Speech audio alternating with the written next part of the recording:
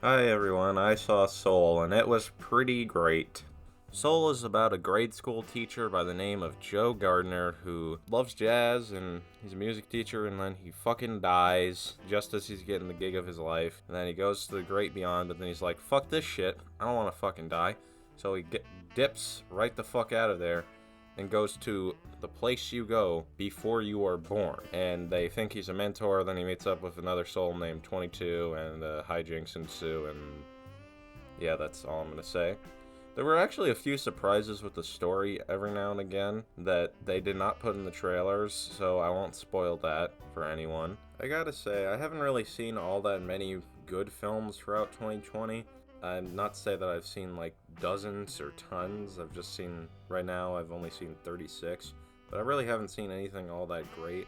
So it was really refreshing to see a Pixar movie of all things actually be great. I know most people would disagree with me in saying that, but personally, I think Pixar's been very up and down over the past 10 years, and even their original films that aren't sequels are just usually good.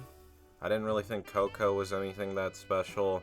Inside Out was honestly pretty good, but I just didn't really care for it overall. And Brave and whatever that other stupid fucking movie about the dinosaur was were just fucking bad.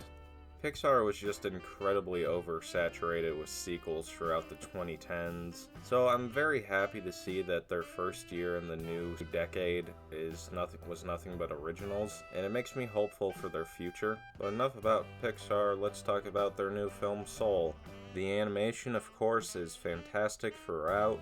I'm always very impressed with how Pixar is able to blend these cartoonish character designs with these realistic backgrounds so well. I really loved a lot of the concepts they had for the spiritual world throughout this movie. I also absolutely adored the design of the Jerrys and Terry in the movie. They're basically these supernatural beings that watch over and raise unborn souls. They were really fucking cool. The voice acting was all really great throughout the whole film. I found Jamie Foxx to be particularly great.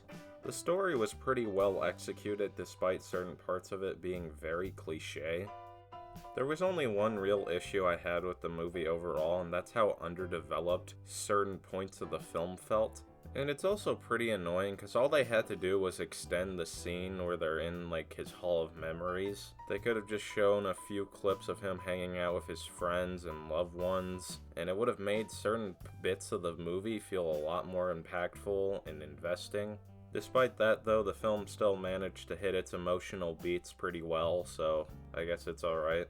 Overall, though, this is still a really great movie despite being slightly underdeveloped. I had a great time watching it, and so far, this is probably my favorite movie of the year. For now, I'm giving it an 8 out of 10, though I could see it potentially becoming a 9 in the future. So if you have Disney Plus, please watch it. It's totally worth the time, and have yourself a good day.